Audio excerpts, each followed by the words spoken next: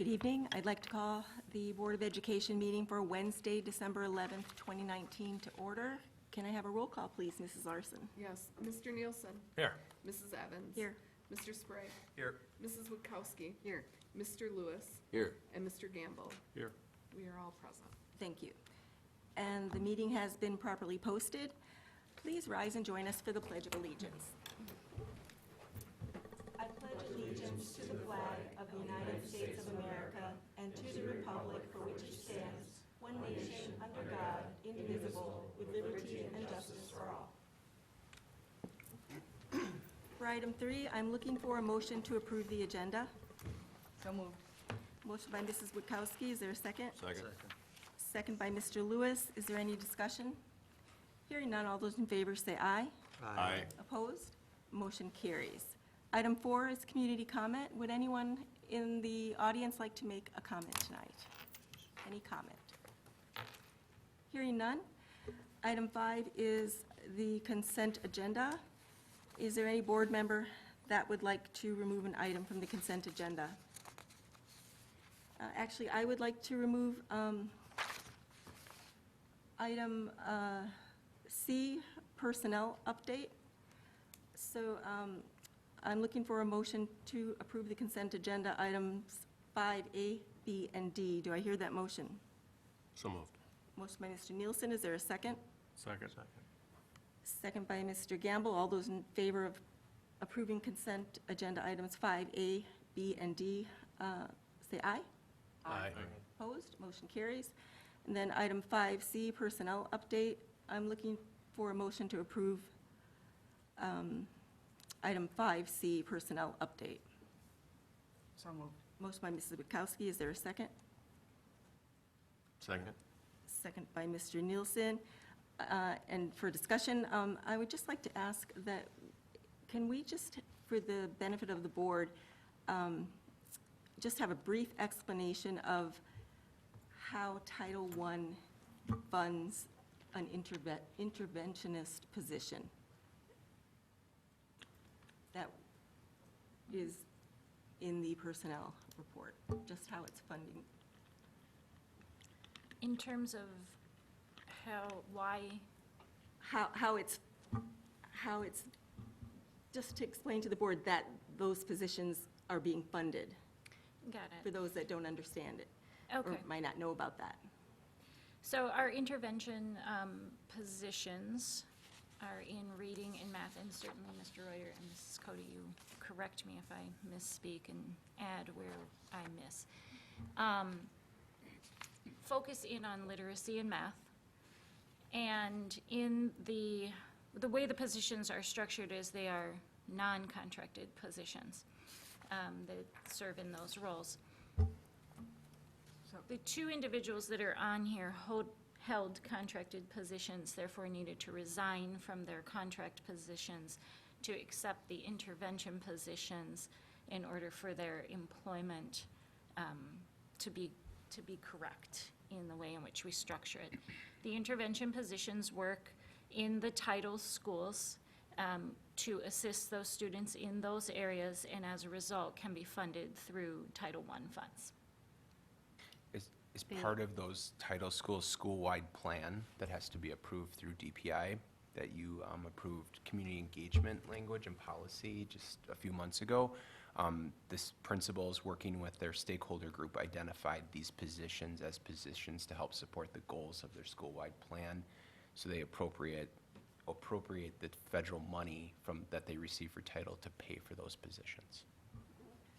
So that's all I was looking for, so that the board understood that those positions are being funded by Title I funds, which could have been used for other programs if you, Ms. Cody, had decided.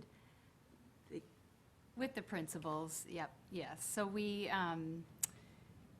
absolutely. So they are, they're also working with teachers to support their planning. And I'm trying to think of what else we have with it in the title.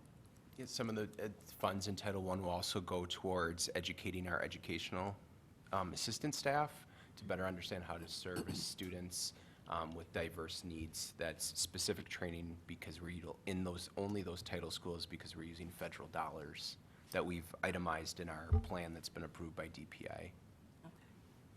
Okay, thank you. But I just asked them, why are they created now, middle of the year, or how does that work? Yeah, as our plans got approved, then once we know we can secure our dollars from Title I funds for these positions, once DPI approved our plans, we had to go forward with Ms. Cody, the elementary principals, Ms. Ellihausen, went forward with hiring process, which takes time. And so moving forward, from this day forward, they'll be utilizing those positions and these employees in those title schools, in those specific roles outlined in their school-wide plan. And they're multi-year positions? I mean, it depends. Title is a year-to-year Yeah. allocation. We don't have reason to believe that our title funding would change, but it isn't as if the funding we've received is for 5 years or for 3 years. It's for 1 year. Based on the demographic of those 3 schools currently, that have hit over the last 2 years, been identified as Title I schools through the state formula. And Ms. Ellihausen has clarified that these are not contracted positions. And why are they not, what makes them special? I mean, I know we only approve contracted personnel, so what makes these not contracted?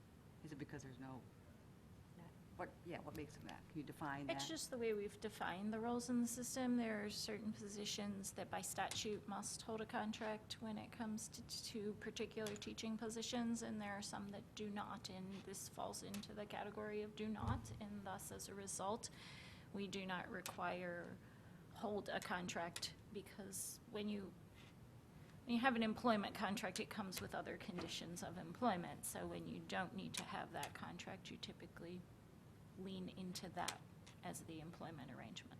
So these positions are for the remainder of this school year? And again, theoretically, next school year. I mean, we've had interventionists. These are not the only 2 interventionists that we have. We've certainly had other interventionists that have rolled over from year to year. So back to Mrs. Witkowski's question, on a very typical basis, we receive title funds every year and would staff very similarly as we have in the past in order to maximize the funds for the best interest of the students. But I don't want to misspeak and say that's a guarantee from year to year because, again, the funding is based upon the federal government through the state to us. Are these compensated at the same rate as the teacher would be, Yes, or more or less? Or? Yes, to answer that question, the work that is looked at from the scope of the position and the pay range associated within the range of a teacher, yes. Are these added interventionists, or are they replacing other interventionists?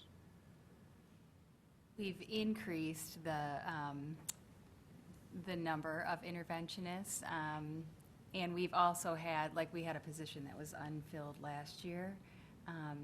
So we just increased the allocation more at the title schools, again, so that they can work more school-wide in those buildings. Yeah, the 3 elementaries that are title schools, Robinwood, Pleasant View, and Countrydale, last year applied for to be removed from target assistance classification to school-wide, which means we have more flexibility within the spending.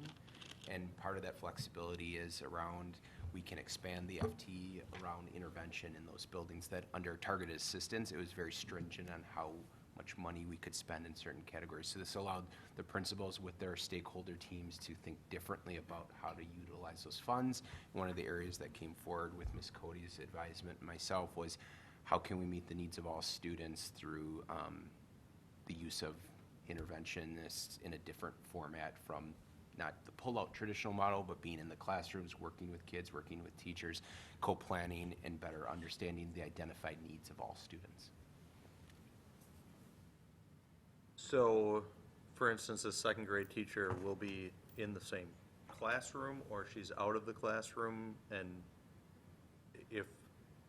if they're out of the classroom now, is it common that we would take teachers in the middle of the year out of the classroom, move them into different position, and then, like an interventionist, and then have a different teacher take over the classroom? The positions, and Ms. Cody, were part of the hiring process, so please correct me if Yeah, I'm it's wrong, were posted publicly through weekend, and the said teachers that are moving to those positions applied for those positions. So then they went through a normal hire process as well as other candidates. But I would only add to that, Mr. Reuter addressed kind of the changeover from the targeted assistance to the school-wide schools. As we move forward, we won't have to go through that again, and we wouldn't go backwards necessarily. This is the better route to take when you're looking at the way you deploy title funds within these schools to, again, maximize the dollars and address the needs of the students. So it should smooth out from here where we don't have quite this timing around the transition. Although, again, with any typical federal funding, we often don't know our exact funding until it's later, because that's just the way they work versus when our school year starts. Any other questions?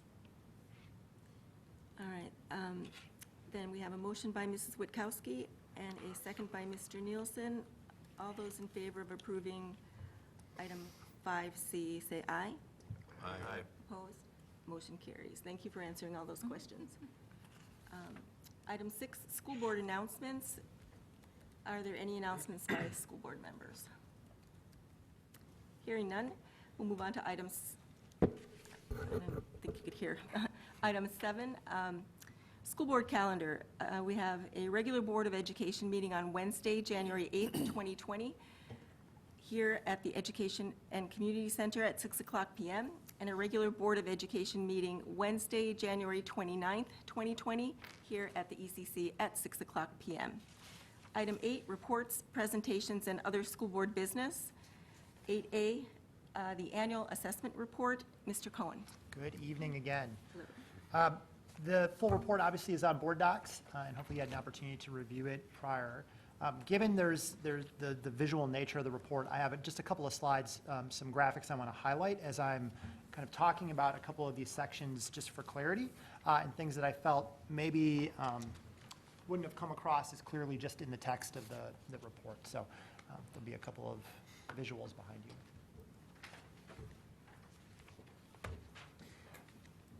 I wanted to start just by once again highlighting the state report card and pointing out a couple of things. One, again, there was a significant change this past year at the high school level where for the first time the ACT Aspire data was included in state report card calculations, which means 9th and 10th grade data was included for the first time, so we weren't relying on just ACT data at the high school level. And that really changed a couple of things. One, it's 2 more grade levels worth of achievement data at both the high school and for the district. And additionally, the high school for the first time has a growth score, right? Because we can measure from 8th grade to 9th grade to 10th grade to 11th grade. And so those growth metrics are a part of the state report card.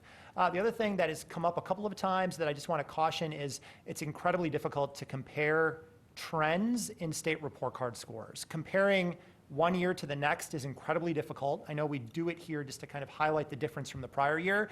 But remember, because it takes into account 3 to 5 years worth of data, and the tests have changed so much that the types of tests that went into that 16, 17, or 15, 16 score have changed drastically by 18, 19. And so it's really hard to kind of say, well, look, we're trending up or trending down on the state report card just because of those changes in metrics.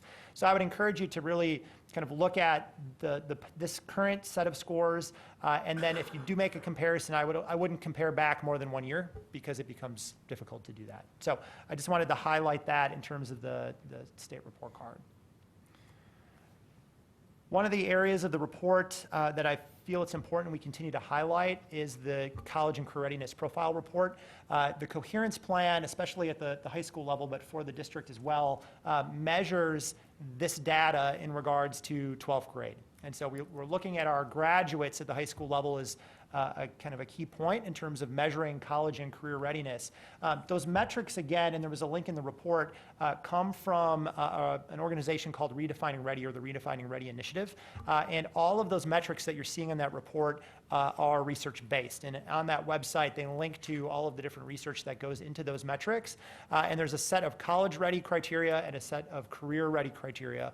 And depending on how a student performs in those areas, it goes into that calculation. I want to just continue to emphasize that over the course of the last 3 years, we've seen uptrends across all metrics of that report. And in particular, on the career-ready side, things like our work-based learning experiences, our industry credentials, our dual credit, dual enrollment, those numbers have continued to go up as well. And all of these are research-based predictors of post-secondary success. So how likely students are to perform well in a post-secondary institution. And on the right-hand side, again, as highlighted in the report, are the numbers over the last 3 years on the college-ready, career-ready, and then both of those calculated together. One of the pieces of data that the board has asked for repeatedly is what our enrollment is in terms of post-secondary enrollment for our graduates. We gather data through the National Student Clearinghouse, and so that organization is a national organization that tracks things like college enrollment and post-secondary completion, and we get an annual report in fall.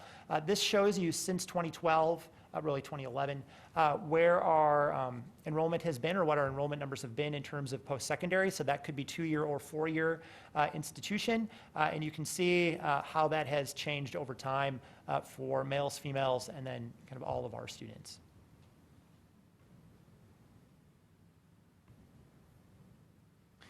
That then goes hand in hand with our post-secondary completion data. So this is the percent of students who start at a post-secondary institution immediately after graduating from high school, and then what percent of those students complete a post-secondary degree within 6 years.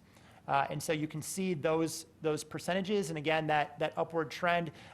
Hopefully you noticed in the report that there was a gap between the national average and where we were, and we've closed that gap over the last 5 years, and have been uptrending in terms of our overall completion. Though again, I would encourage you to look at that graduation from high school year, right? So we're going back here to 2008 graduating class, right? There's a 6-year gap in terms of that information. Also, you'll notice a significant gap between males and females. And I would just point out that trend is a national trend, but certainly one worth keeping an eye on.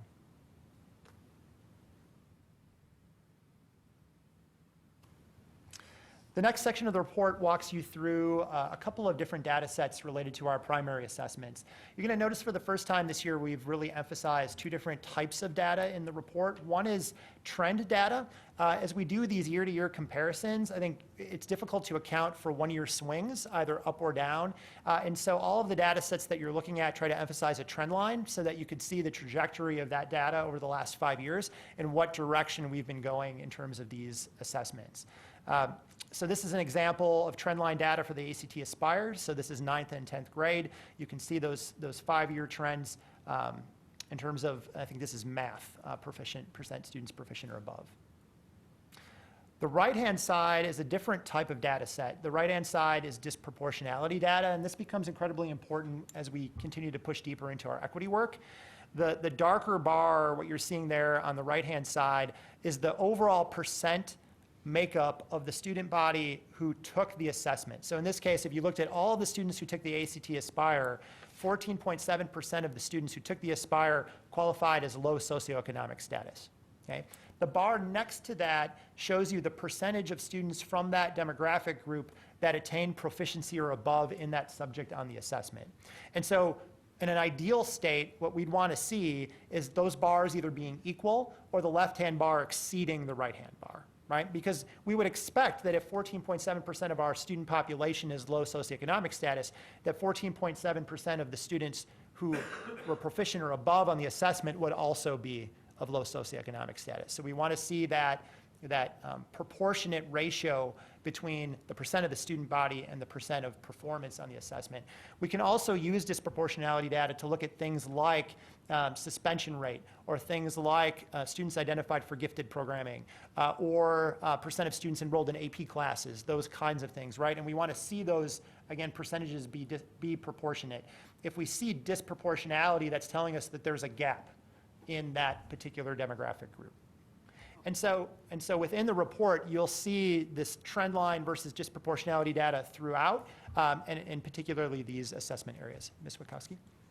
So I'm looking at, 57% are proficient or above. That means a good number of kids aren't even proficient. Yeah. So on the standardized assessments, there's always some things we need to keep in mind. Certainly, we want 100% of students to be proficient or above, right, on standardized assessments. That's the goal. But we also have to remember the nature of standardized assessments, right? They're created on a bell curve, right? So the normative expectation for a standardized assessment is that 50% of students would perform above a particular threshold or metric, and 50% would perform below that particular metric.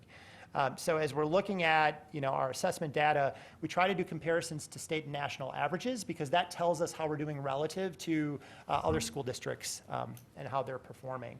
I had included, I believe, in the email I had sent, what the national pass rates are for the ACT, for example, right? Where only 26% of students are proficient or above on the ACT or college ready in all 4 readiness areas, right? And so it's difficult, certainly a goal, but difficult to attain that 100% level on standardized assessments. I certainly wouldn't say to you that we're satisfied with 57% of our students being proficient or above in math in 9th and 10th grade.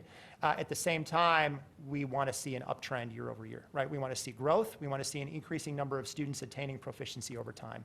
That's what we're striving for. But I'm still trying to understand if I'm not proficient at math, that means what does that mean? I'm not able to do things that are expected of me? That means on the assessment, so the college readiness projections through ACT are, that projection is projecting what a majority of students, if they attain a certain number, a scale score, a 23, a 24, a 22, whatever that score is, that it's a reasonable predictor of success in college algebra or in high school or in, college English, right, college literature. It's trying to project that. So it's saying, on average, we've seen that if a student hits a 22 in reading, there's a high likelihood they're going to get a C or better in Right, I understand the college ACT literature. score, but this is not looking at the same thing here. This is looking at, It is. So the ACT Aspire is based on the ACT College Readiness Benchmark Standards. So the score, the level, the metric that ACT Aspire sets as proficient, they're using as a predictor of post-secondary success or success on the ACT. And so they're saying, on average, if a student hits that proficiency level. doesn't that mean that I've answered X number of questions right? Sure. You're So- relative to a scale score that ACT Aspire sets.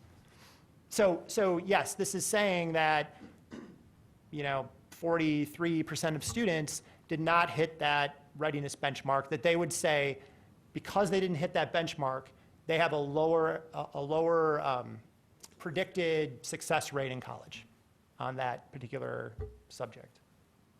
So it's still set to college performance. not- Yeah, ACT Aspire aligns a little tighter to ACT, so it would say if you hit that level, the likelihood of you performing on the ACT is higher, which in turn is higher in college. So it's just projecting the next level. So the ACT Aspire is saying if you're proficient or above in math on the ACT Aspire, you're probably going to be college ready on the ACT, which means you're probably going to do well in college algebra once you get to post-secondary.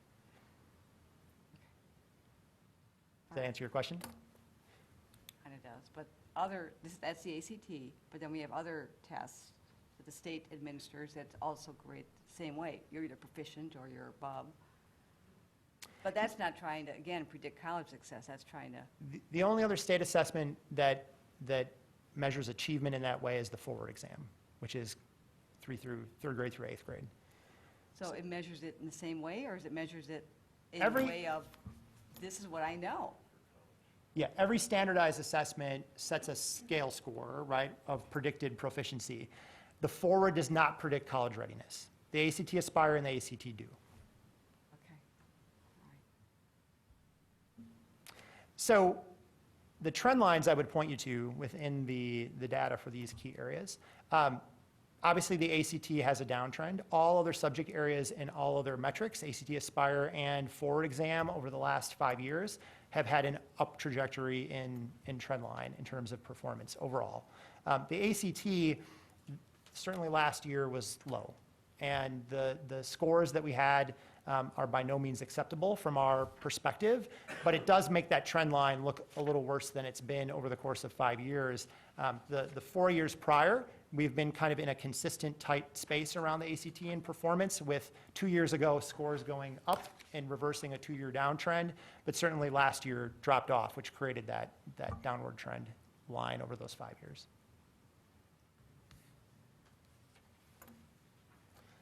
The next section walks you through advanced placement in AP. Again, trend line versus disproportionality. So on the left-hand side, you're seeing the trend for percent of students scoring a 3+, which is typically the measure of or threshold for earning college credit in advanced placement. What I would point you to in the report is the chart that shows that we've continued to increase the amount of students who have enrolled in AP and the amount of students who have taken and passed AP exams. And despite that, the overall 3+ percentage has stayed relatively stable, which means we've continued year over year to add students to that testing pool, and yet the pass rate has remained the same. And so we haven't declined as a result of increasing testing. On the right-hand side, again, this is disproportionality data. So this is, again, the darker bar showing you the percent of students of that group, demographic group, traditionally marginalized group, that participated and ultimately make up our student body. On the left-hand side, then you're seeing the percent of that group that earned a 3+ in an AP exam. So again, you're seeing some disproportionality in terms of what we would expect in terms of a normal distribution.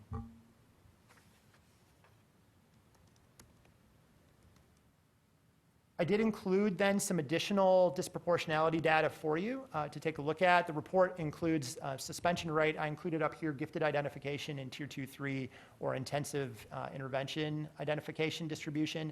And again, we're looking at that disproportionality here. So what you're seeing on the left-hand side is for a number of our traditionally marginalized groups, students are being under-identified in gifted in our overall programming. On the right-hand side, which is intensive intervention, you're seeing that a disproportionate number of students of these traditionally marginalized groups make up our intervention population. So as we talk about equity and we talk about the gaps that have formed, the achievement gaps that we're trying to close, it's evident in some of these types of metrics, right, where you're seeing those percentages, being kind of disproportionate to each other. I think you would see similar disproportionality rates in the suspension rate data, right, that indicates males being suspended at a much higher rate than females at a disproportionate rate, and then also, again, some of our traditionally marginalized populations being suspended at a higher rate. So it kind of moves into the behavioral realm and not solely academics in terms of those gaps. The last section and the last thing I wanted to walk you through relates to a shift in our student engagement surveying, and actually will come into play in a number of other areas this year. And so I wanted to just take a minute to walk you through what we're doing from a student engagement side so that you become a little familiar with the system. In the past, we've used something called the Gallup Student Poll to gather student engagement data. It was problematic for a couple of reasons. One, you could only administer it once per year. And so we would give the survey in October of all students, and then we couldn't give it again to see how we were doing until the following school year. Additionally, that report couldn't drill down to the student level, and so we couldn't identify traditionally marginalized groups and how they were performing. And so we didn't find that from an improvement standpoint, the data was particularly useful or beneficial in the work that we were doing. And so we switched this year to a system, a company called Qualtrics. Qualtrics is an analytic and surveying company that is operating in some 9,000 different corporations across the globe. They're in a number of K-12 schools, and just give us a lot more flexibility with the same level of fidelity in the types of questions we ask. Actually, Qualtrics does the surveying for Gallup, and then Gallup just limits the accessibility. They're also in a number of other systems. They do surveying for a lot of companies like Toyota, Amazon, a number of different organizations. It's the same tool we're using this year for the employee engagement survey, and it's the same tool that we used for the community pride survey that we administered earlier this year that we'll be sharing with you in January. And so we'll be utilizing this system much more. One of the things it does for us is provide us with a dashboard that can be shared across the system and provide us with some different types of data that we didn't have before. So this is an example of the student engagement dashboard. Where you're going to see here is our overall student engagement score across all grade levels, kindergarten through 12th grade, and then a breakdown of that overall score by school. what I would point to immediately is this is a pretty high student engagement number, right? It's on a 5-point scale, 3 being neutral, and so overall, our self-reported student engagement is high and worth celebrating. The dashboard also gives us this additional breakdown by grade level regardless of school. And as I pointed to in the report, in the prior 6 years before last year, these numbers continued to decline, right? We see a clear and obvious grade level decline across every grade level. And in prior years, back to 2011, these scores continued to decline at 11th and 12th grade. Last year, for the first time, and now for a second year in a row, we're seeing an upswing in self-reported student engagement in 11th and 12th. So in other words, when students cross that 10th grade threshold, there are higher levels of engagement. In talking to students about that, we attribute a lot of it, and they do, to a lot of the community-based learning experience work we've done. The increased mentorship, the increased opportunities for community-based placements, those things have, the capstone courses have driven students to say, I'm more engaged in school than I've been in the past. The other benefit that this provides us is an overall breakdown by school. And so what we get in terms of information is we get the 3 highest, 3 lowest scoring areas for that particular school. And then it does a further breakdown by each of the 18 statements that were asked, and we get a score comparing that school to all other schools in the district. And then we get further breakdown by demographics. And so we can look at our traditionally marginalized groups and how they're performing compared to their marginalized peers. Interestingly, what we found this year is that in almost every one of our traditionally marginalized groups, they're self-reporting higher levels of engagement than their non-marginalized peers. And so we're seeing this interesting dichotomy of students saying, I'm engaged in school, and yet their achievement is lower. And so those are things that we continue to talk about and our improvement teams talk about as we continue to go deeper into our equity work. So with that, I just wanted to highlight some of those systems for you and some of those key pieces, and certainly I'm open to any questions you have. How often do you survey? So this survey will be administered twice a year. So we administer in October, and then we'll administer again in May.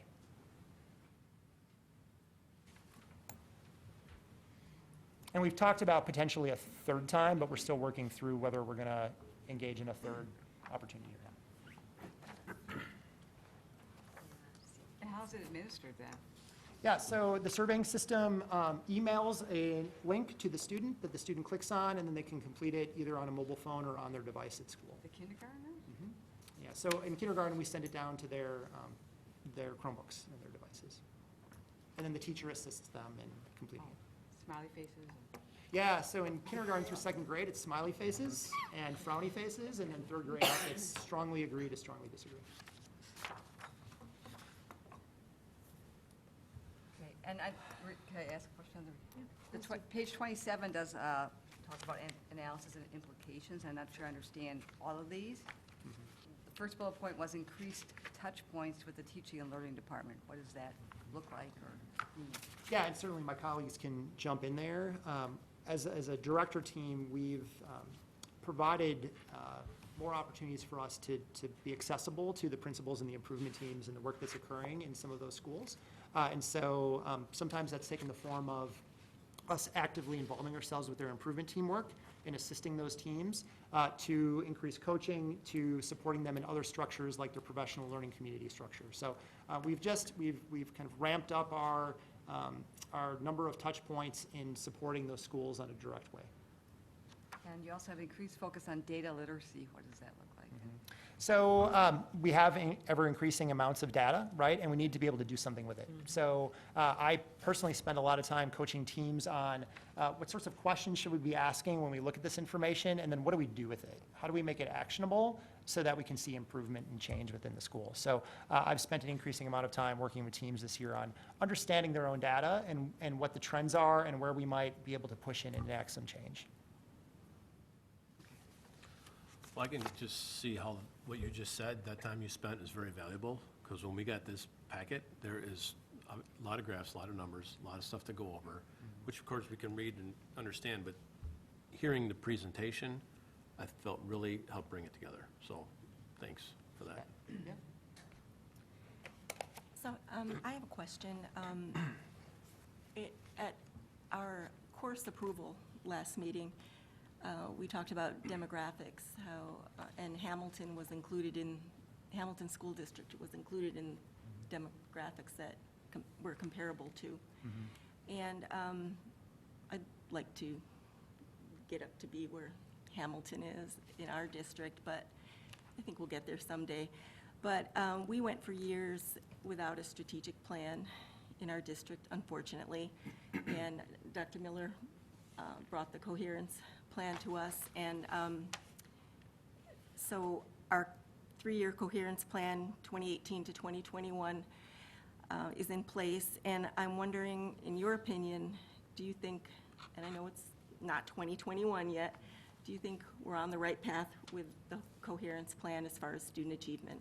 Yeah, I do. I think we're making gains and we're seeing improvement. Certainly, there are areas of need of increased support, but I think just in my time in the district, we're more focused than we've been. And the fact that we're taking strategic actions that are clearly identified and we're moving in that direction, we're already seeing some of the benefits of some of that work. And so I'm confident that if we continue to stay the course and make adjustments where we need to, that we'll continue to see gains. And I appreciate your report. It's very thorough, and I really appreciate the work you do, and also you, Mr. Reuter. Yeah, thank you very much for that report. Yep. Any other questions? Thank you very much. Okay, we'll move on to item 8B, our communications update with Mr. Kafka. Welcome. Hello. So you brought some people with you tonight, young people.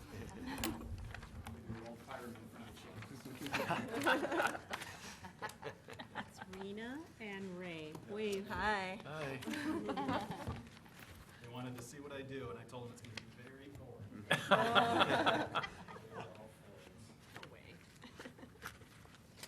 We moving? Couple slides here. Yes, I do have visuals as well, so let's set up here.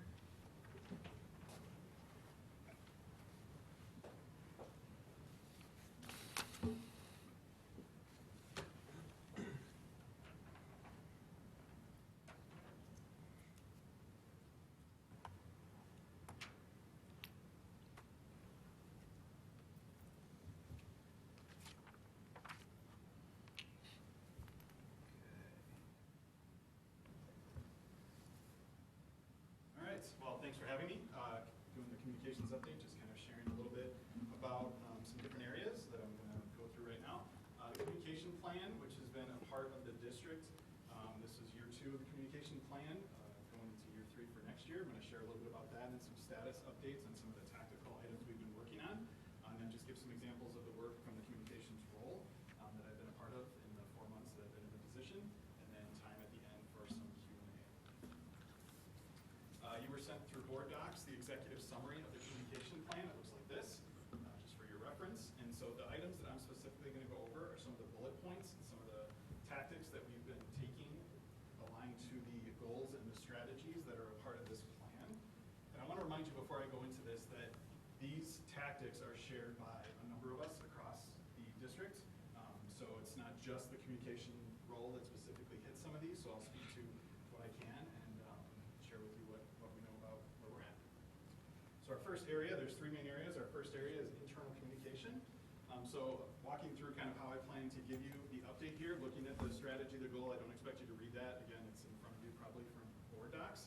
But I'm going to go through the different strategies. So I'm going to kind of highlight them using different colors. So this first one, analyze and improve the Franklin Find. That is our staff newsletter. This is kind of ranked in our status as we're working on this or this tactic has been attained. Next example I can give you is researching. So with building a staff intranet site, kind of a place where we would house all of our resources for our staff. We're currently in the research phase of that. We're gathering some ideas about how to implement that. And then the third status update that I'll refer to as we go through the presentation is us just generating ideas, looking at a tactic, figuring out what that means and how we can best approach it to meet that goal or that strategy. So in this case, this one says, implement a consistent broadcast media tools, screencasts, kind of where we're going to store our media and our resources for our staff. So we're kind of generating some ideas on how to approach that best right now. So this is how I plan to go through and give the updates. Specifically, I'll highlight some things that we've worked on or that I'm currently working on. So I'll give you some examples right now. So the Franklin Find, as you guys have seen in your updates from Dr. Miller, is our staff newsletter. We changed push that out to staff this year. We started using a new tool called MailChimp. One thing we wanted to make sure that we were getting was some better metrics behind the scenes of how our staff are receiving the information. The goal for our Franklin Fine newsletter was to take all of the information that we had different departments pushing out and kind of consolidate it in one place. So a lot of work was, headway was made on that in years past, and so this was just giving us more of a way to kind of track how that's occurring. When we do push out those issues, we are now doing it bi-weekly instead of monthly. In the past, we did do it monthly, but we switched to bi-weekly this year. We really want to focus on having the information that's sent to staff in short, digestible chunks of information rather than long emails like I'm sure we all tend to receive in our workplaces. So there's really been a conscious effort to kind of streamline this down. When we look at some of these metrics, so in this example here, the blue bar represents one of the issues that went out. We've currently sent out 5 issues as of yesterday. This is just an example of some metrics from the 3rd issue. The 66-ish% for that campaign's performance, that is compared to other education materials that are sent out in campaigns through MailChimp.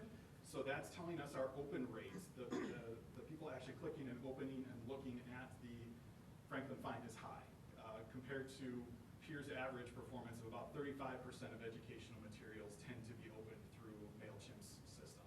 So that tells us we're getting good open rates. Our staff is looking at the materials. They know to expect that the information is all going to be put there. We also look at click rates. So click rates mean when we do have those short, digestible chunks of information in the newsletters, sometimes we'll link out to, for more information, click here, or for more photos, click this. And so our click rates are really high. In fact, I just looked at it before coming here tonight, and the click rates are even higher for yesterday's newsletter that went out. So we're getting interactions, we're getting engagements. That's what we're looking for when we send information out. So this has been some good metrics that we've been able to look at from the Franklin Find and decide how we want to use that information going forward. The click rates, this is just an example of what we see. So it actually, items we link up in there. So for example, the very first line item was the photo album from the Feeding Franklin event this past weekend. Took some photos, put them in a photo album, linked that up in the newsletter.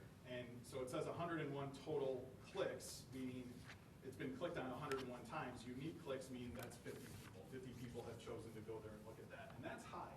That might not seem high when you think about that we have about 800 staff, but in terms of engagement that you get from a media piece like this that you're pushing out, that actually is a fairly high number. And then all the other links get into, actually the second link has to do with click here to get your staff photo, and so people really wanted to get that as well.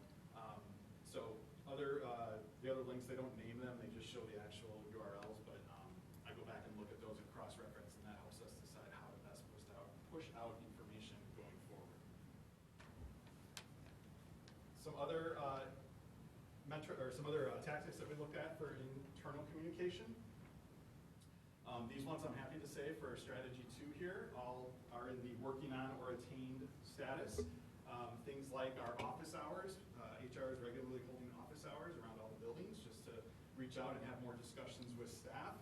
Our staff survey that we push out, that staff survey, engagement survey, we're getting very high returns on those surveys.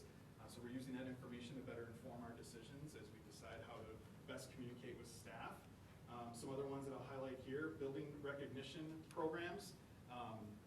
Each building has kind of taken on their own way to do a recognition program of their staff, whether it's peers recognizing each other or the administrator recognizing staff members. There's different recognition programs occurring in each building. We think that's important to just building our own internal community.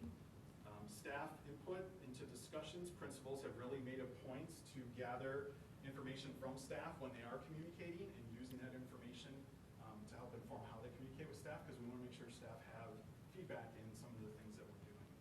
So those are just some different areas that I wanted to mention particular to this strategy. The next area, external communication, specifically towards parents. So a lot of different things in here, so I'm going to kind of break this one up a little bit. We'll start with the green. The green I'm going to kind of showcase a little bit on the next few slides. Our building bulletins, we're continuing those. We have a better social media strategy in play right now. I'll highlight some of those areas. We have a district newsletter. We'll talk a little bit about that as well. Continuing an ongoing review of our crisis communication protocols. I'm going to give kind of an example of that, a very recent example of that. The researching area, things that we're still working on, is figuring out how best that our teachers communicate to our parents, how our schools communicate to our parents, and how our districts communicate to our parents, and how to relay that information to our families. We have a lot of ways that teachers are getting information out. Some of them do weekly emails, some of them do bi-weekly emails, some of them are doing monthly emails. But we want to study that better and figure out how can we help that communication occur on a more regular and consistent basis. And then the generating ideas, the red area, those are things that we're kind of further out that we're talking around and figuring out what's the best way to approach those.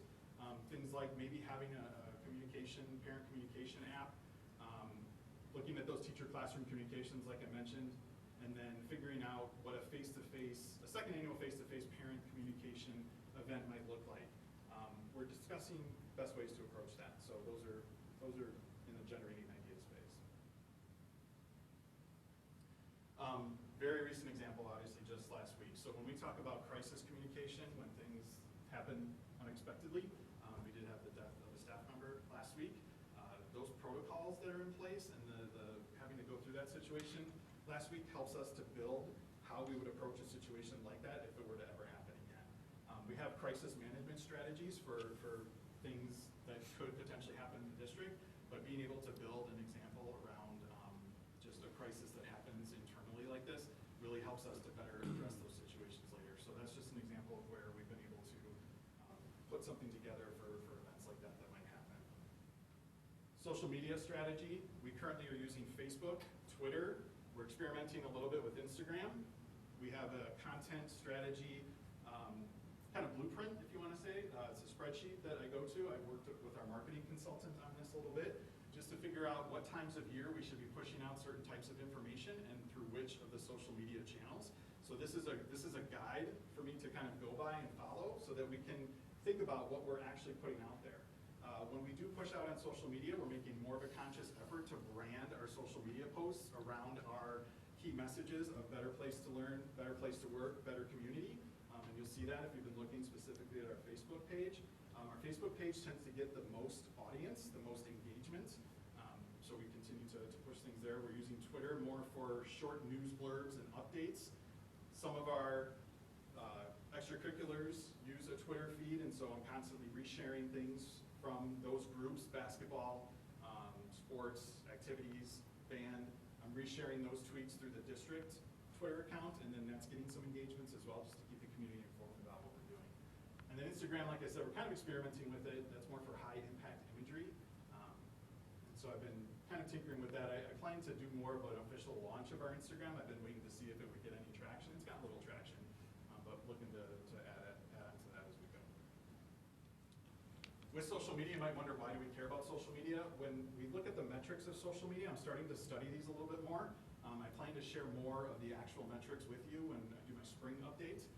But looking at some of the metrics and just seeing that engagement, that's all helping with our brand building. So when we are getting likes, comments, reshares on some of those posts, that means that it's getting out there further. There's reach and there's engagements when you look at social media, and so studying those metrics and figuring out how many eyeballs your material, your content is getting in front of only helps us to better build our brand. One of the other things I worked on recently was claiming our Facebook pages and our Google web searches. What I mean by that is when someone would go to an event, if they went to Forest Park and they were at the basketball game and they did a check-in through Facebook on their phone, there was a Forest Park page that was algorithmically created that was housing that content. Well, we didn't technically own those. So I went through a process recently and claimed those. So now if anything were ever to be tagged that we didn't want there, or we want to use it as a promotional vehicle for ourselves, we have the ability to do that. And we'll incorporate that into our strategy as well. Same thing with our Google web searches. If someone would do a Google web search on Franklin High School, there might be pictures that pop up, there might be data related to the address, a short description of the place. We didn't have any say in that until we properly claim those as our business. And I've been working on that recently and claiming those so that we can have a say in what's out there and what's being presented as us. Some example posts. So when you see a Facebook post like this was a video from one of the Veterans Day breakfast celebrations at Forest Park. You'll see at the bottom it says people reached and engagement. Those are the metrics that I'm referring to that we're going to study a little bit, and I want to track that over time and kind of develop some compare that with other districts in the area and figure out how well we're promoting ourselves out to the world through social media. So through things like Facebook, Twitter, imagery is really key, videos. For whatever reason, I don't like sitting and watching Facebook Live videos when I'm scrolling Facebook, but people do. They get really, when I Facebook Lived at the Feeding Franklin event, Facebook Lived at the Veterans Day breakfast, and those were getting more attention than anything that I put out before, which just amazes me. So people get notified about those things right away, and they tend to watch. These are some of the more popular things that we've put out that have gotten some engagements. We had a Fox 6 reporter come and work with our 8th graders, and he shared our post out in his feeds, and it garnered a lot of attention. And then the construction bill has gotten a lot of great attention that the high school students are doing. So things like that we can promote and put out there in the community only help us to be part of a better community. Our building bulletins currently go out regularly on Fridays. I believe you guys get copies of those. Those are Google documents. The information that's going out through there, that came from our communication audit, that's where parents tend to go to find their information. So we're doing that. We have that in place. I've got some ideas on making that better, so we're going to kind of experiment and tweak a little bit here as we go and see if we can get some metrics for those as well. Our strategy 2 under communication for parents, these 4 areas specifically I'll highlight are the second one there, publicized requests for parent involvement. Our PTOs and our PTAs help us a lot with that, as well as our building bulletins. So when we talk about needing help and the message is put out, we tend to get a lot of involvement back from parents. So we have things for that in place, whether through the PTA or through our bulletins. The customer service one that's mentioned, we're currently working through some of our operations areas, food service, community ed and rec, working on what those customer service standards are. We're trying to establish benchmarks so that we have ways to measure that going forward. So that's currently being worked on, and that'll just continue to grow as we go as well. And the last area, our external communication, not specific to parents, just out about the district to the larger community. These 3 green areas, I'm going to touch on in the next few slides, so I'm going to jump ahead for sake of time. The orange areas, the researching, so identifying our district's key differentiators. What that means is we want to be able to showcase what it is that sets us apart from our neighboring districts. And to be able to do that, we're kind of developing what that messaging is through our work with the coherence plan. You typically see districts' key differentiators put out kind of in an infographic state. You've probably seen that from some neighboring districts. So that's being worked on. We don't have it to show yet because, again, we're crafting that messaging from our coherence plan. Some of the other ones that are orange on this slide as well also go along with that. I mean, once we have those key differentiators in place, then we can capitalize on them by creating print and video materials that really tell our district's story, that are aligned to what we're doing for continuous improvement. And those are the types of things that we can put out on our website and focus our website better around how we want to capture or pull in prospective employees. So all of those kind of go together, and again, that work is coming from the coherence plan. I mentioned our district newsletter. We have a district newsletter, so technically, yes, we could mark it green. It could be better, and so I'm going to be experimenting with some ideas here as we go into the next semester about pushing a district newsletter out to parents, getting some feedback on what the timeliness of that might look like, whether it's monthly, bi-monthly. I've been exploring some different apps so it's more form-fitting to people's phones so that they would get that information no matter what device they're on, and that it would hopefully come in somewhat of a pleasing fashion for them to look at. So those are all things that are being worked on. Our better place to learn, better place to work, better community, you've heard that mentioned as our key messages. So this was just an example of a design graphic that I came up with that was part of a print advertisement on the back of the recent winter and spring rec guide that went out. We're trying to brand the way the wording looks, just that it's bold, it's strong. We're using that in some of our places that we're showcasing this. We've seen our core values icons. Those were worked on last year. Those have been locked in now that these are what they're going to be going forward. We're using these as part of an internal campaign where we're using that more with staff, just to make it so that staff can own that a little bit before we use them as part of an external campaign more out to the public. So those are some design examples. Our Opening Doors newsletter, this goes out 5 times a year in the city insert. So this hits 14,000 homes. It's a 2-sided print piece, front and back. We're very specific about what we want to put into this print material, because this is really showcasing us out to the community. So examples of material or content that we put in here, we showcased the new Forest Park opening, we showcased our work with the mental health on-site clinics. In this last issue that just went out, we're focusing on our business partners and showcasing them through things like the Wisconsin Association School Board recognition that we did at a recent board meeting. So those are, that's an example of the print materials that we're putting out to the public. And our external communication here, strategy 2.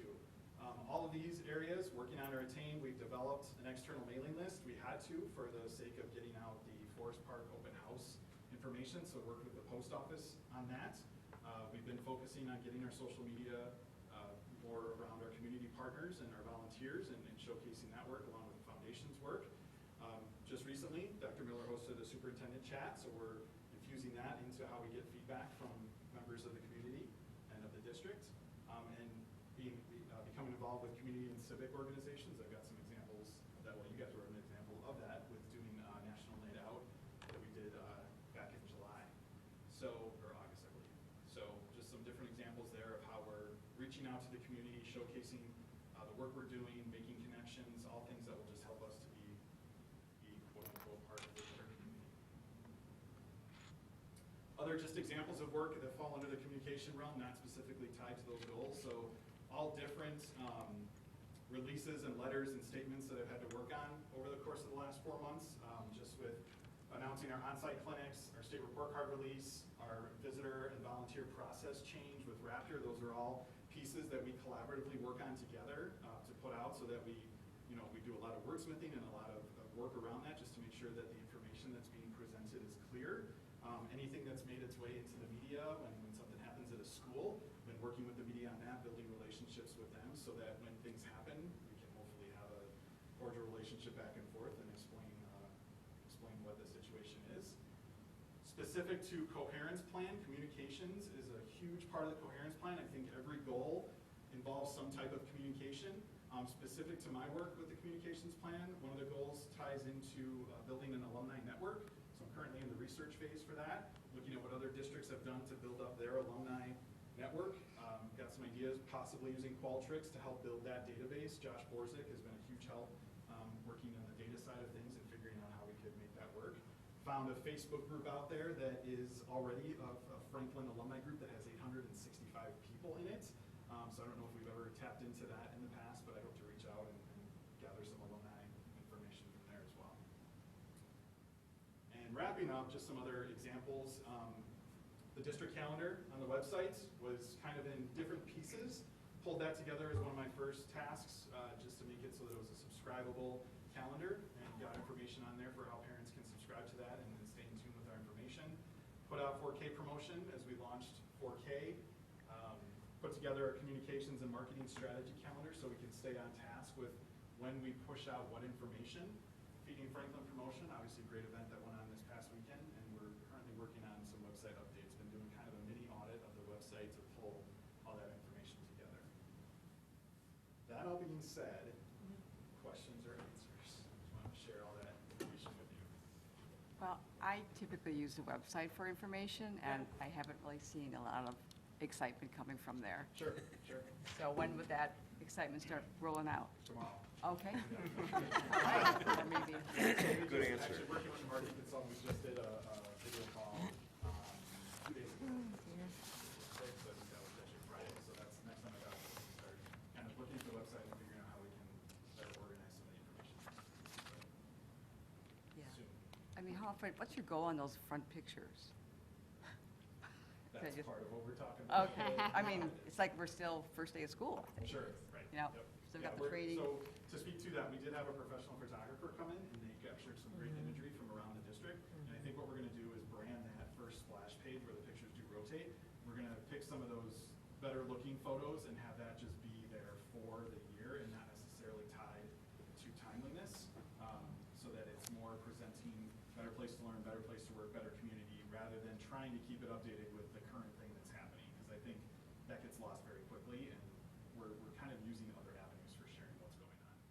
So Facebook is the primary excitement builder? It's been guarding a lot of attention. We embed it on the front page too. If you go down below the picture, there's an Below embedded the Facebook feed there now as well. So you can see If you're Oh, not on Facebook, you can see what's posted there as well.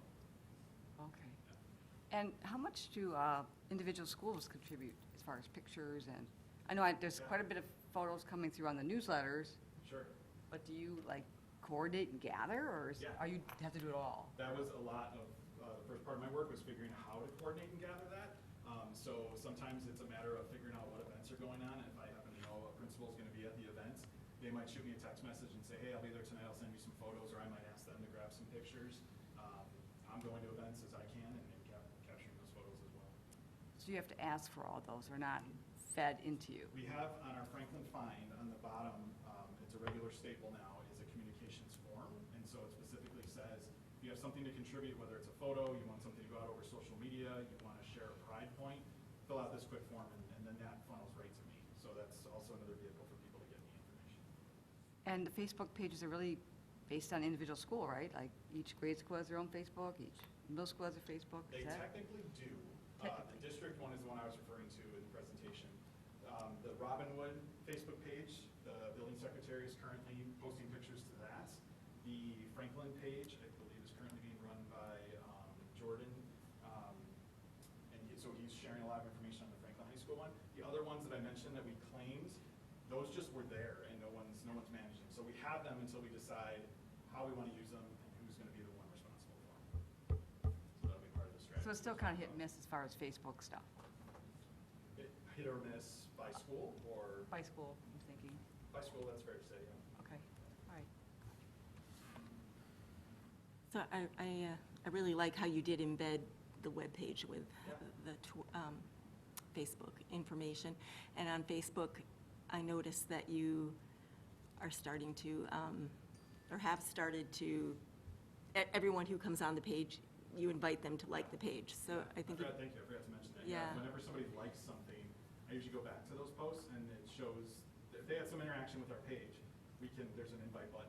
So you invite them to like our page. If they like our page, that means they get any notifications going forward, so. yeah, so that, and you're very enthusiastic, so, yeah, thanks. that's I great. think for a presentation that started with the 4 months I've been in this job, I think we need to keep that in perspective, and I echo the enthusiasm, and this is great. You're doing a great job, Chad. Keep it rolling. Yeah, thank you. Yeah, trying to just figuring out all of our communication channels and how we get information out. That's been, I feel like I've got a handle on it now, so yeah, I'm excited. There's a lot going on, yeah, it's great. I just add, I really enjoyed working with Chad, and he just jumped right in, and he's extremely positive, really pleasant to be around, and you are getting a lot done, so thank you. I did have one question, though. Yeah, So of the course. Franklin Fine is going out to staff, it's an Yes. internal, Correct. and we had 34% unsubscribe.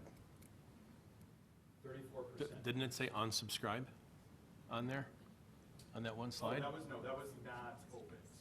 Okay. I think that was just not open. Nobody's unsubscribed because we put them all in there, and unless they go unsubscribe, and I just looked at them and nobody's unsubscribed, that's a zero. Okay, because you had opened and then like clicked through, and I thought it was unsubscribed. Maybe that That was was a something on different the. graph that wasn't. Was that a different graph? Okay, because I Yeah. was thinking internally, Yeah, no. that's not good. And if they do click unsubscribe, we know who it is, so. Okay. I'm glad I read that wrong. Thank you, All you get resubscribed. thank you. Okay. Also, I've been to conferences, and of course, this is big stuff, and this particular company has some good materials I just want to pass on to you. Sure. Always happy. Maybe we need help, I don't know. Okay. Oh, yeah, I actually talked to them. Okay. Network with them. All right, good. Perfect. Anything else?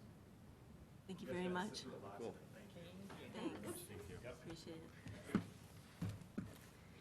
Okay, item 8C is the board clerk's report, election notice, Mrs. Larson. Yes. Notice is hereby given that there is an election to be held in the Franklin Public School District on Tuesday, April 7th, 2020, and the following offices are to be elected to succeed the present incumbents listed. The term of office for school board member is 3 years, beginning on Monday, April 27th, 2020. Office, school board member Tim Nielsen, incumbent. School board member Linda Woodkowski, incumbent. Notice is further given that a campaign registration statement and a declaration of candidacy must be filled no later than 5 p.m. on Tuesday, January 7th, 2020, in the office of the school district clerk 8255 West Forest Hill Avenue, Franklin, Wisconsin. Notice is further given that if a primary is necessary, the primary will be held on Tuesday, February 18th, 2020. Thank you. Item 8D, the treasurer's report, is available in the board docs library. Item 9, school board liaison reports. Personnel and policy, 9A, policy 4211, recruitment, selection, and appointment of administrative staff. And this one we are looking to eliminate.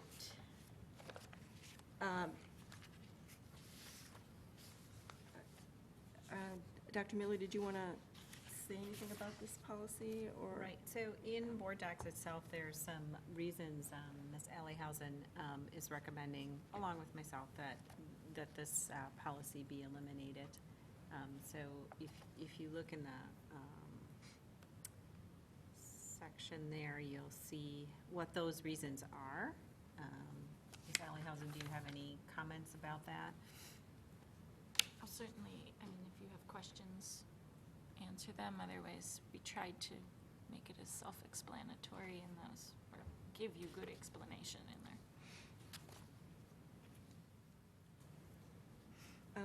So I'm looking for a motion to eliminate policy 4211, recruitment, selection, and appointment of administrative staff. So moved. Motion by Mr. Gamble, is there a second? Second. I'm sorry. Sorry, Mr. Sprague, and a second by Mr. Gamble. Is there any discussion? Hearing none, all those in favor say aye. Aye. Opposed? Motion carries. Okay, item 9B, Personnel and Policy 4215, Board Administrator, Staff Professional Development and Training. This policy was last revised in December of 2017, December 2007. You'll find that administrator was removed for the purpose of the policy. Administrator is considered staff, and the other changes that are in the policy were just general updating. Therefore, I'm looking for a motion to approve revised policy 4215, Board Administrator Staff Professional Development. Do I hear that motion? So moved. Motion by Mr. Gamble, is there a second? Second. Second by Mr. Nielsen. Is there any discussion? Is there something new about travel form? Is that a condition? Mr. Milzer? Item 4? No, it's the staff needs to fill out the travel form. It's instead of everything that's crossed out below it on what every different group needed to do. So we eliminated all that and just put it in one line. What's the approval process for, I mean, is this unlimited expense for seminars and whatnot, or how's that monitored? No, when someone would apply to go somewhere using the form, they have to list how much they're going to be spending, what their costs would be, as well as where they're going, what kind of information they're going to be bringing back, and so forth. And generally, there aren't a lot of these anymore, and generally the person going would have the budget paying for it. They would just need the approval of their supervisor, who also thought it was a good idea.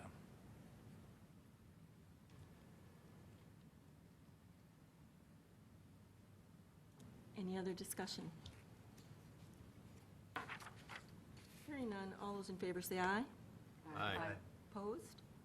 Motion carries. Thank you. Item 9C is board liaison reports. Do we have any reports tonight? I did attend the SWSA membership meeting.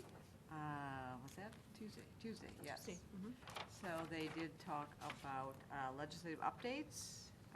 There is a dyslexia bill and a cursive writing bill that they're monitoring. Also, they're looking at meeting with the state superintendent, DPI, kind of what her goals are. If we want to provide some topics that we were interested in, that would be, we could pass those along.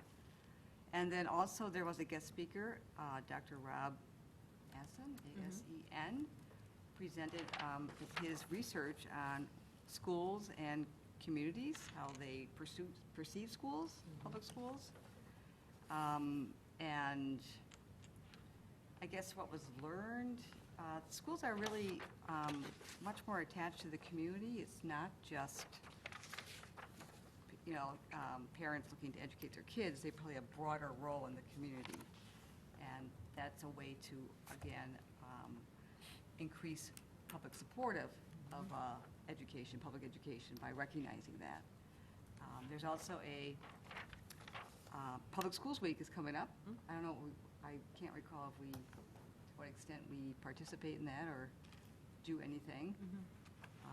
But they're putting together some toolkits and things that we can maybe use to, again, increase and maintain public support of public education. There was a little bit of talk also about vouchers, and how that draws away from public education support. We seem to be more, our legislature is more market-based.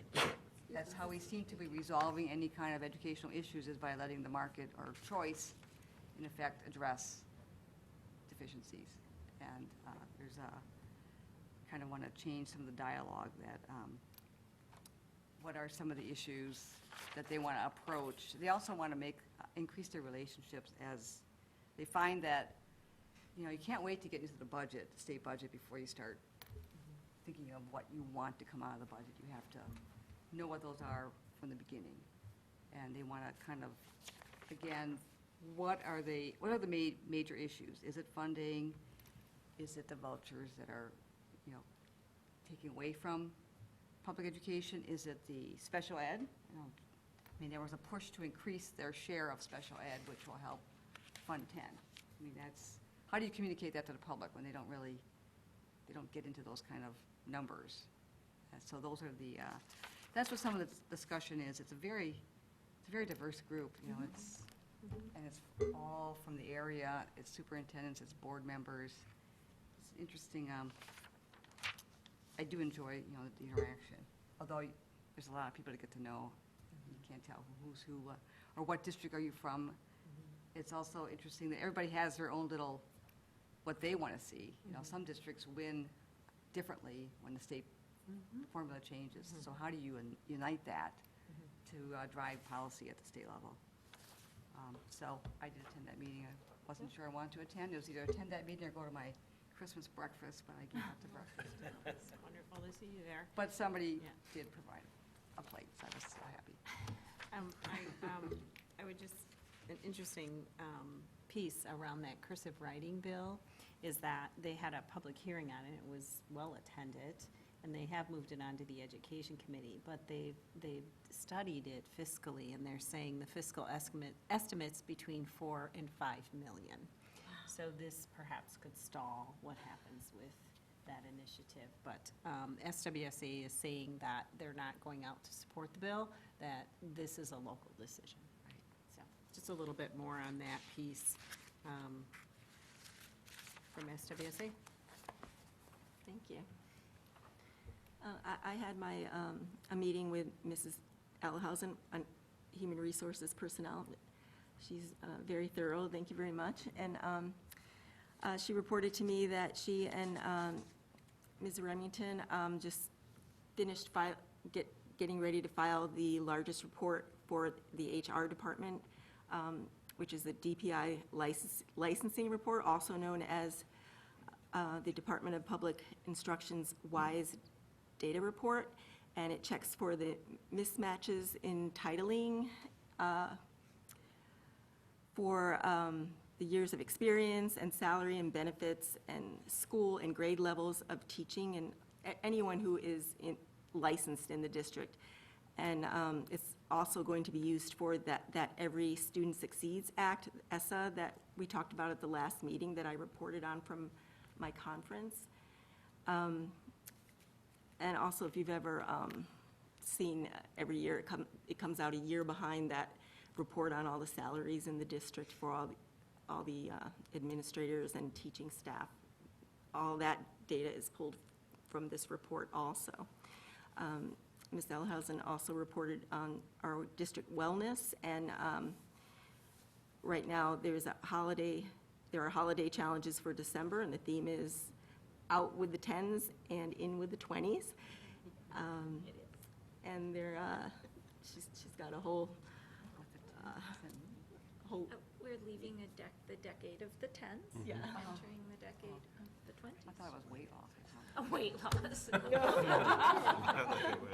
$10 bills. So there's a lot of she has a lot of trivia for that. And then there's also relaxation bingo, taking care of yourself over the holidays, a kindness advent calendar, a step challenge that she told me that over 100 people have registered, so that's pretty impressive.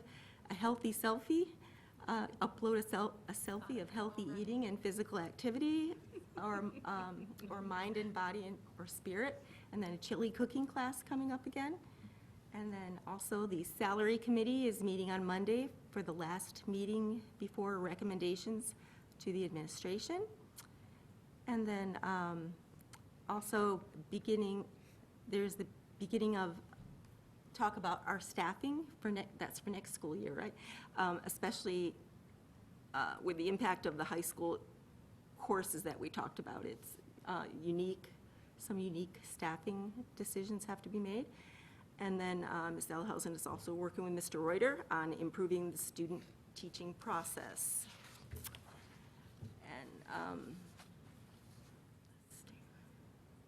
And so that's my HR report. And then also Monday, our state report card committee met with Representative Skoronsky to explain our board resolution, and we informed him that ASB will be voting on the resolution at the delegate assembly, and that we had met with Senator Craig, and that he was supportive of our efforts. And then today, Mr. Cohn reported that Senator Craig is moving forward with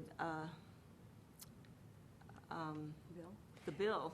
Yeah, So that's, I spoke with Senator Craig's office earlier today, so they've drafted some bill language, and their current timeline is they're hoping to get some co-sponsors by the end of the year, and then move into a public hearing by January. So they're going to get the bill language in front of us so we can vet it one more time, and then they're going to work to move forward. So. that's great news. And one other thing, as a CISA board officer, I was invited to attend the Associative Educational Service Agencies ASA conference, which is a meeting of all the agencies from around the country, and the meeting focused on the vision of 2020. I think we'll hear a lot about that coming up with conferences and things, 2020 vision. And there were quite a few sessions that focused on culture and safety, and while this type of conference focuses more on improving the agencies such as CISA, I did pick up a few suggestions from the national leaders who've dealt directly with crises, and I'll be sharing that with Dr. Miller next time I meet for the agenda.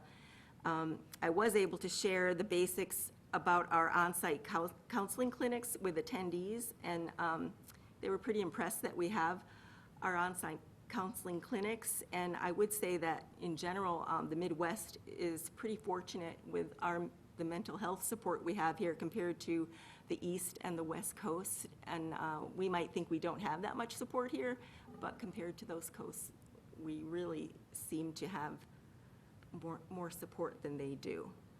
So I think we're pretty lucky because they have nothing. So anyone else, any liaison reports? Just a brief one. I did talk to Jim, well, I tried to talk to him, but he's got some sickness going on. So he did say that We all know. he's working on realigning some budgets with the schools based on the number of students, and also Title I budget changes. I think we heard a little bit about that.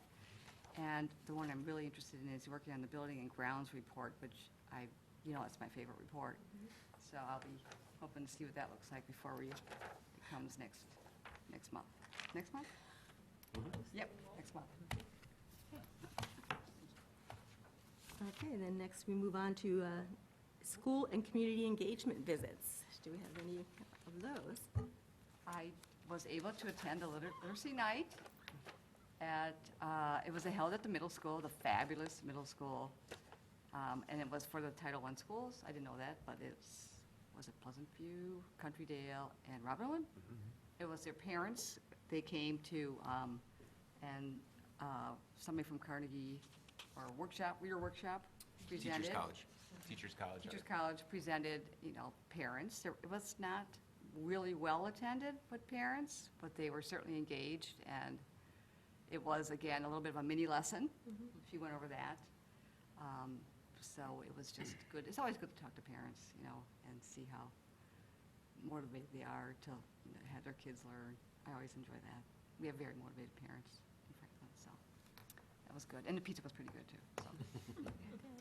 Although I was surprised it didn't bring in more parents, but it was kind of a snowy night, wasn't it? Yeah.